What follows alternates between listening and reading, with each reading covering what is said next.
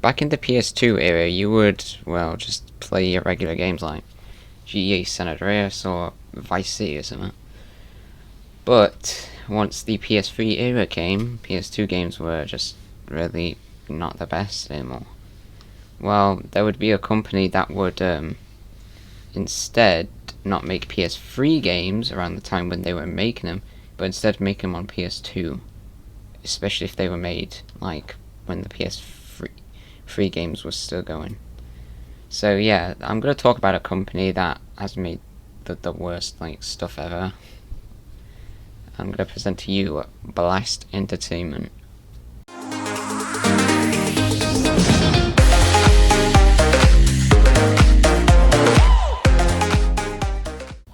What is Blast Entertainment? Well, Blast Entertainment was a joint venture between the Mastertronic Group and Disky Communications. The label was widely known for releasing licensed games based on movies, television shows, and books. I don't think I've seen the book once, but you know. The games were commonly released for the PlayStation 2, and occasionally for Microsoft Windows, Nintendo DS, Wii, and PlayStation Portable. Now that we know about their games, let's talk about why they were, well, awful at doing stuff. They cooperated with many developers which those developers made negative games, which were negatively received by both critical and commercial. And we're going to talk about them all in order. Atomic Planet Entertainment, which they were notably for making many budget games, for example first-person shooters, that are heavily panned by players, such as Operation Avalanche and Chronicles of a Vampire Hunter.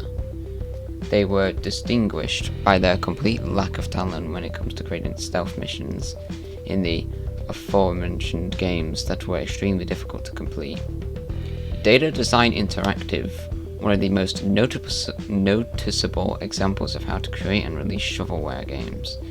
Further contribution to the creation of games that look the same since the Gingerbread Man times, due to the GODS engine, where only what is changed are characters, locations, and cover art, the graphics in the main menu, and the title of the game.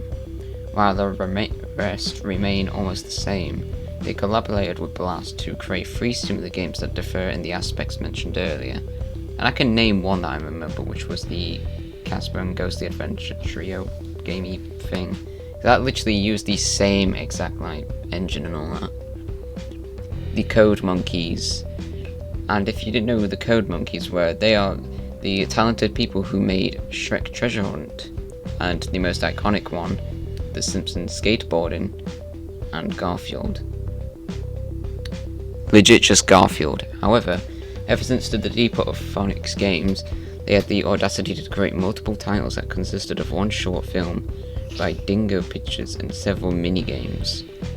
And then later on, in 2011 or so, their company sadly shut down. Well, sadly, I mean glad.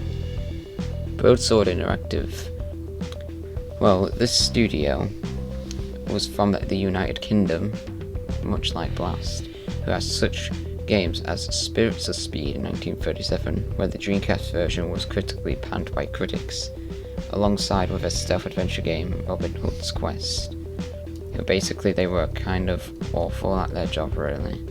There is a certain probability that Blast was a racist company, and they utterly hated Eddie Murphy. A notable example of this critical approach is seen in their 2 games, Beverly Hills Cops. Although Eddie Murphy played the role of Axel Foley in the original source material, the playable character's appearance and skin colour have been completely changed for well-known Afro-American to random white man. Dr. Dolittle. The cover suggests that the game is based on a film based on the book, which stood out in a completely different appearance from a plum white man to Eddie Murphy. However, the game itself shows that it is actually based on the book, suggesting the appearance of a main character taken from the book. But the cover of the game can confuse anyone that the game will be based on the movie, as suggested by the same font, animals, and background. Just an excerpt from Eddie's appearance has been cut out, so you can't see no skin of him. Well, Blast Entertainment printed their games on a CD instead of a DVD, which resulted in a few cases caused by the file size of CD-ROM. The game suffered enormously from lack of content. In fact, many of their games are only taken up to 30 to 50% of the disc, which is a waste of a CD since they can only hold up to 700 megabytes.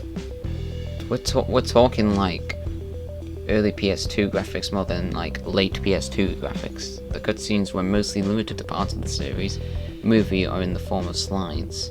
The number and duration of cutscenes were also limited for the reason mentioned in the main pointer, and also the low quality of the video and audio, much like a DS game basically. They tended to publish games that look the same. In other words, they released a lot of reskins like Jetix Puzzle Buzzle reskins Eggmania Extreme Magnus, or Mr. Bean reskins Agent Hugo Limoon Twist. And Data Design Interactive develops games such as Casper and the Ghostly Trio, which is the game that I mentioned that is literally a reskin of Ninja Bread Man, Casper's Scare School, Classroom Capers, and An American Tail, which all of those I just said are Ninja Bread Man reskins. Action Man ATOM or Atom reskins Captain Scala. Dr. Dolittle reskins Car Wash Tycoon. What? You saying Dr. Dolittle works at a car wash? Wacky Racers Mad Motors reskins the Flintstones Bedrock Racing. They used a couple of licenses that existed for decades before the games, such as Beverly Hills Cop, where the first movie was released 22 years before the PlayStation 2 game, and Home Alone, where the first film came out 16 years earlier than the game, making both games being commercially failures due to a lack of interest in something that existed many years ago. And to also know that the Home Alone game literally is probably the worst Christmas game to exist. It's literally just a maze, and you have to refill these things.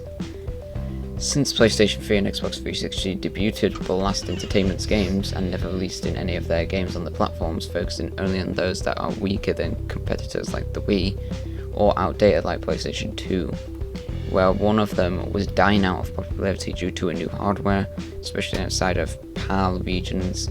The reason may be that for them, the cost of production could be too high, or it was easier to release on weaker or older hardware, with less chance of bankruptcy, and in Europe, not everyone had enough money to buy a new console. No new pre-release quality control of their games whatsoever, especially for Little Britain, the video game, which was also noticed for being the worst video game of all time. From what can be deduced, their games are aimed at children, that is, for the audience who are not aware of how a good game should look and work. This tactic is commonly used by shovelware game developers and or publishers.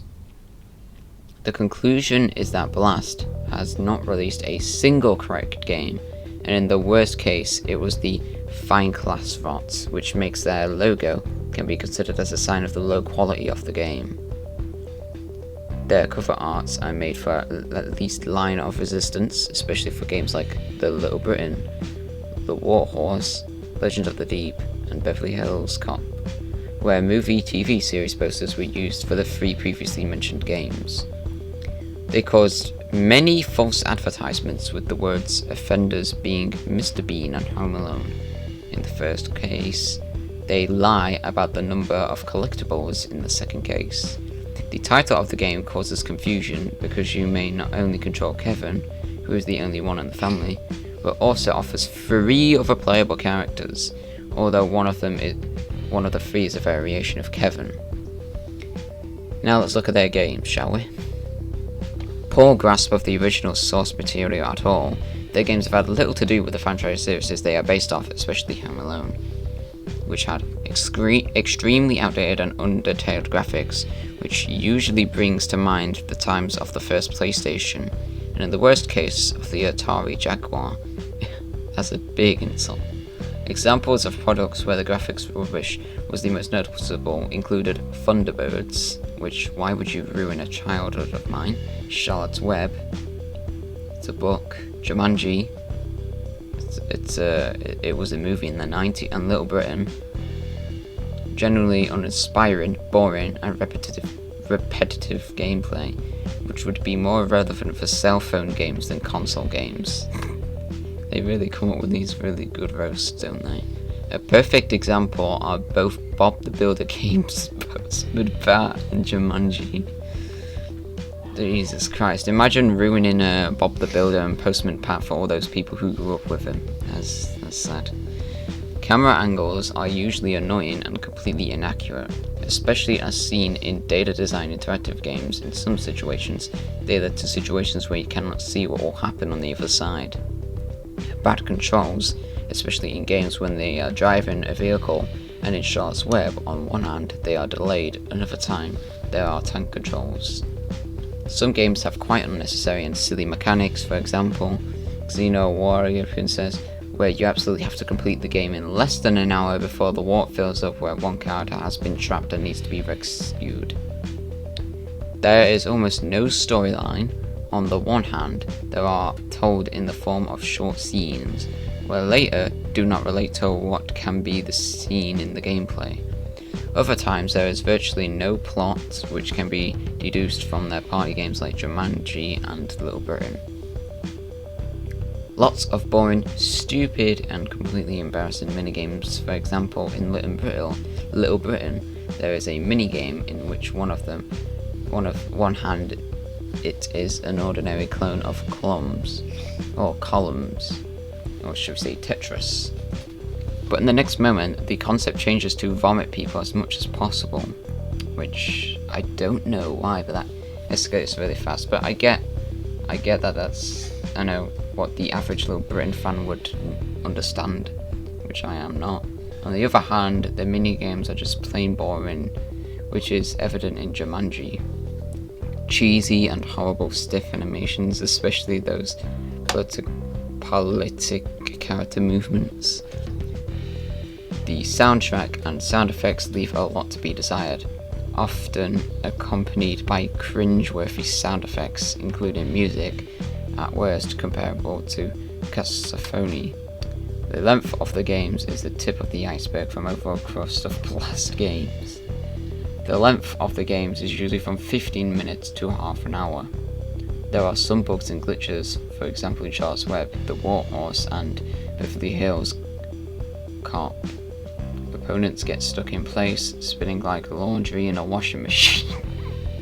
Almost non-existent artificial intelligence, where in some games it was replaced with even hopeless scripts that function worse than the average monkeys under the Trapani of the score.